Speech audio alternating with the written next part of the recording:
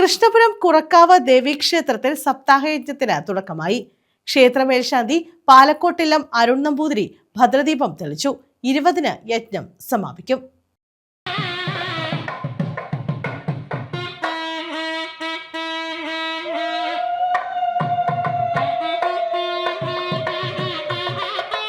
കൃഷ്ണപുരം കാപ്പിൽമേക്ക് കുറക്കാവ് ദേവി ക്ഷേത്രത്തിലാണ് സപ്താഹയജ്ഞത്തിന് തുടക്കമായത്. ക്ഷേത്ര മേൽശാന്തി പാലക്കോട്ടില്ലം അരുൺ നമ്പൂതിരി യജ്ഞത്തിന് ഭദ്രദീപം തെളിച്ചു.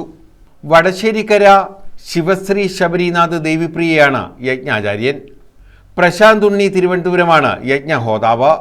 മഹേഷ് മുഖത്തല, സരുൺ പെരുമ്പുഴ, ഗോപൻ പുതിയവിള എന്നിവരാണ് യജ്ഞ പൗരാണികർ.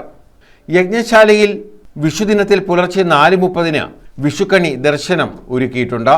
ക്ഷേത്രത്തിലും വിഷുദർശനമുണ്ട്. എല്ലാ ദിവസവും ഭാഗവതപാരായണം, സമൂഹസദ്യ, വൈകിട്ട് അന്നദാനം എന്നിവ നടക്കും. News bureau, Kayamkulam.